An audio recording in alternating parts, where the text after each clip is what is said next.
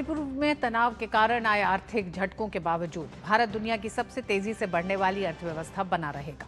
World bank की ओर से जारी रिपोर्ट में ये भविष्यवाणी की गई है। इसके साथ ही देश की विकास दर में भी बढ़ोतरी की गई है। अपनी ताज़ा ग्लोबल इकोनॉमिक प्रॉस्पेक्ट्स रिपोर्ट में वर्ल्ड बैंक ने भारत की विकास दर को 2026 के लिए बढ़ाकर 6.6% कर दिया है, जो कि जनवरी के अनुमान में 6.5% थी। वहीं वर्ल्ड बैंक ने 2027 के लिए विकास दर अनुमान को 7.2% पर निर्धारित किया है, जो कि पहले 6.6% था। इसकी बड़ी वजह उम्मीद से अधिक घरेलू मांग और अर्थव्यवस्था का मजबूत होना है। वर्ल्ड बैंक के डिप्टी चीफ इकोनॉमिस्ट आयहान कोसे ने कहा है कि इस दौरान भारत दुनिया की सबसे तेजी से बढ़ने वाली अर्थव्यवस्था बना रहेगा।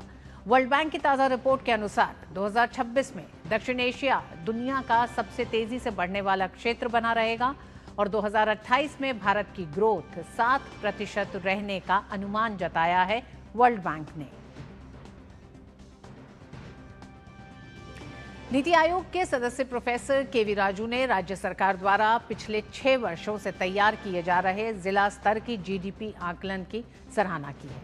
उनका कहना है कि सभी राज्यों को अपने जिलों की जीडीपी का अनुमान तैयार करना चाहिए, ताकि ये पता लगाया जा सके कि कौन से जिले तेजी से विकास कर रहे हैं और किन जिलों की प्रगति विभिन्न कारणों से प्रभावित हो रही है।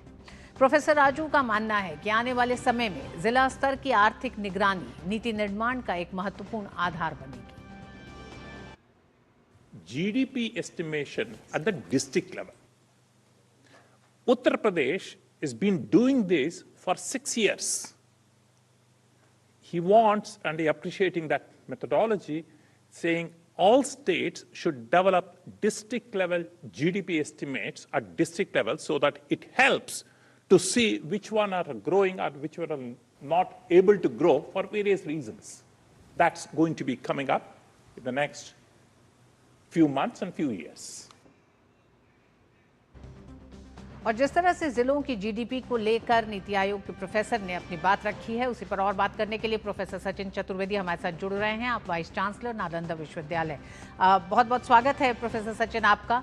प्रोफेसर सचिन, 112 जिलों पर आकांक्षी जिलों को लेकर एक लंबा काम हुआ है। ये वो जिले रहे जो पूरे देश में विकास की धारा में पीछे थे। ऐसे में अब जिलों की जीडीपी को लेकर जो नीति आयोग जिस तरह से आगे बढ़ रहा है, ये क्या इसका आकलन कैसे करेंगे, इसकी ज़रूरत क्यों पड़ी, और पिछले जो तमाम प्रयास किए गए, क्या ये उनकी कड़ी में है या उनसे बहुत बड़ी सफलता नहीं मिली और उसके बाद इस पर आगे बढ़ा जा रहा है?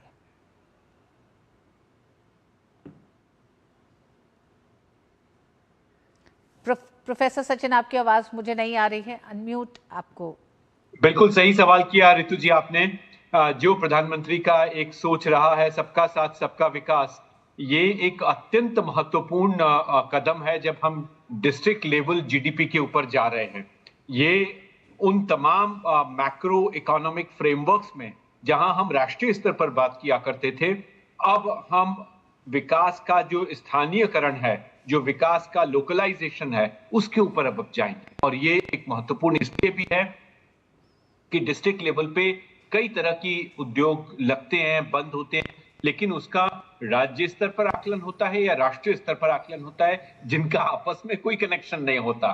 तो इसलिए स्थानीय स्तर पर विकास की क्या संभावनाएं हो रही हैं, क्या कठिनाइयां हो रही हैं और क्या रोजगार के अवसर पैदा किए जा रहे हैं, ये सभी हमारी राष्ट्रीय स्तर की जो संस्थाएं हैं उनको देखने की भी आवश्यकता है। और ऋतु जी, इसका जो दूसरा बड़ा महत्वपूर्ण असर है वो पर्यावरण से संबंधित है।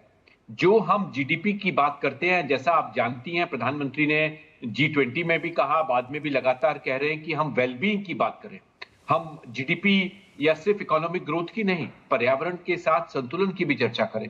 तो जब हम वेलबींग मेजरमेंट करेंगे, जो मध्य प्रदेश सरकार के राज्य नीति आयोग में हम लोगों ने करने का काम शुरू किया था, मैं समझता हूं कि वो एक अत्यंत महत्वपूर्ण कदम होगा, जो इस डिस्ट्रिक्ट जीडीपी के बाद का अगला कदम होगा, और वो हम वेलबींग मेजरमेंट के रूप में करेंगे। लेकिन जीडीपी पहला और अत्यंत आवश्यक कदम है जिसकी सराहना की जानी चाहिए। प्रोफेसर सचिन, इसके आकलन का मेथड क्या होगा, क्या तरीका होगा?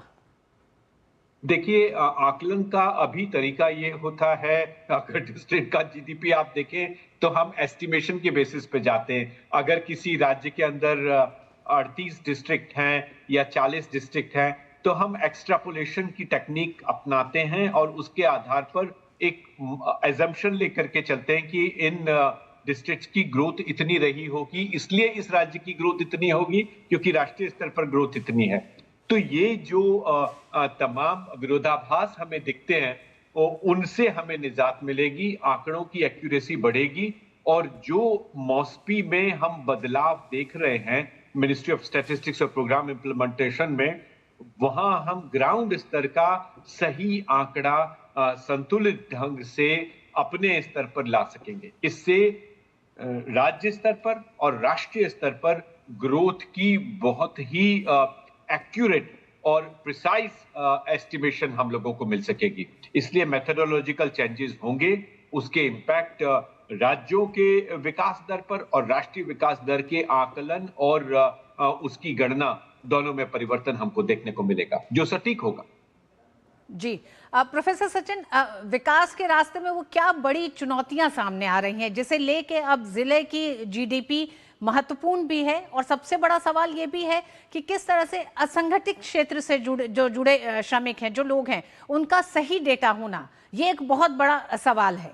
ऐसे में जब जिले की जीडीपी को हम लेके आगे बढ़ रहे हैं तो ये कितनी बड़ी समस्या होगी? ये शुरू में समस्या लगेगी ऋतु जी, इसमें कोई दो मत नहीं हो सकते हैं। लेकिन मैं समझता हूं कि जो राजनीतिक इच्छा शक्ति प्रधानमंत्री ने सामने रखी है नीति आयोग के, और नीति आयोग के बड़े एक्सपीरियंस सदस्य हैं प्रोफेसर राजू, जिनको भी आपने सुनवाया, ऐसे जो नीति आयोग हैं राज्य स्तरों पर, वहां के सदस्यों को भी साथ में लेना होगा और इन कठिनाइयों को पार करना होगा। लेकिन इन कठिनाइयों को पार करना अत्यंत आवश्यक है, क्योंकि अगर डिस्ट्रिक्ट हमारे ग्रोथ के हब नहीं बनेंगे, आपको याद होगा प्रधानमंत्री बार बार कह रहे हैं कि डिस्ट्रिक्ट एक्सपोर्ट हब बने, डिस्ट्रिक्ट नए एफटीएस के लिए तैयार हों, डिस्ट्रिक्ट अंतर्राष्ट्रीय व्यापार के लिए तैयार हों, अंतर्राष्ट्रीय उत्पादन के लिए तैयार हों, तो वो तब तैयार होंगे जब उनके आंकड़े हमें होंगे। तो डिस्ट्रिक्ट मजिस्ट्रेट्स क्या भूमिका निभा रहे हैं राज्यों में, हर डिस्ट्रिक्ट में, और हर डिस्ट्रिक्ट अपने औद्योगिक फलक्रम को कैसे देख रहा है। तो ये कठिनाइयां शुरू में आंकड़ों में आ सकती हैं, लेकिन वो बहुत मुश्किल नहीं है, क्योंकि ऑलरेडी अभी आंकड़े तैयार किए जाते हैं, लेकिन लिमिटेड स्तर पे किए जाते हैं। तो उसी का यूनिवर्सलाइजेशन डेटा कलेक्शन में हम लोगों को डिस्ट्रिक्ट लेवल पे देखना होगा। ये बहुत रुचिकर भी होगा जो अर्थशास्त्र में काम कर रहे हैं उन लोगों के लिए, क्योंकि इतना बड़ा आंकड़ा देश में कभी भी पैदा नहीं किया गया और इतनी बड़ी संख्या में तो विश्व में कहीं नहीं हुआ है।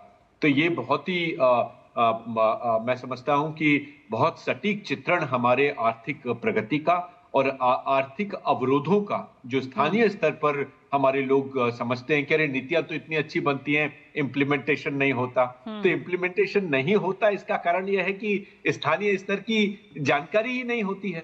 तो अब ये जो कदम उठाया गया है ये बहुत ही महत्वपूर्ण है, और स्थानीय स्तर पर मैं समझता हूं कि जो आंकड़े आएंगे वो प्रिसाइज, एक्यूरेट और प्रिडिक्टेबल इकोनॉमिक डेवलपमेंट मॉडल्स को बनाने में हमारी मदद करेंगे। प्रोफेसर सचिन, 11वीं गवर्निंग काउंसिल की बैठक में जब राज्यों के मुख्यमंत्रियों ने कई तरह की मांगे की, सस्ती दर पे बिजली उपलब्ध कराने की मांग की गई, ऊर्जा और मैन्युफैक्चरिंग को लेकर मांग की गई, तो क्या इसको ये भी माना जाए कि अब जिला स्तर पर जीडीपी के जो एक सुझाव प्रधानमंत्री ने दिया है वो इसलिए भी है कि राज्यों को भी अपनी जिम्मेदारी, क्योंकि तमाम जितनी जन कल्याणकारी योजनाएं हैं, चाहे वो आर्थिक क्षेत्र में हो, सामाजिक क्षेत्र में हो, राजनीतिक क्षेत्र में हो, उनका असर जमीन पे क्या हो रहा है, इसका आकलन अब राज्यों को खुद करना है, उन कमियों को ढूंढना है और उनके समाधान भी ढूंढने हैं।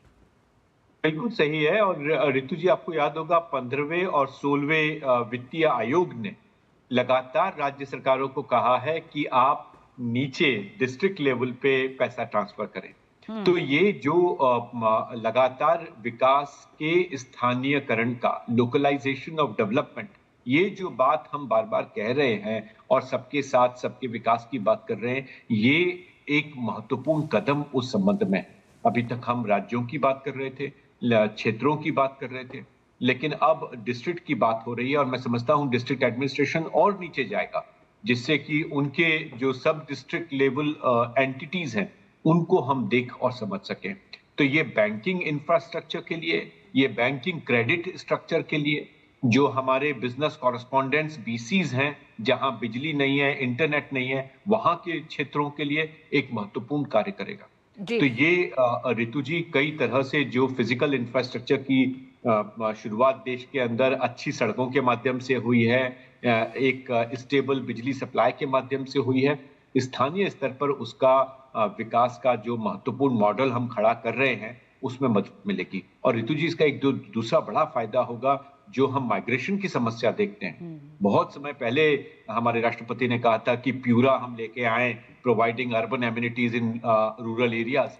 ये उसके लिए एक महत्वपूर्ण कदम होगा, क्योंकि हमें सटीक चित्रण मिलेगा डिस्ट्रिक्ट लेवल से। बहुत बहुत धन्यवाद प्रोफेसर सचिन, हमारे साथ जुड़ने के लिए, इस विषय पे विस्तार से बताने के लिए कि किस तरह से आने वाले समय में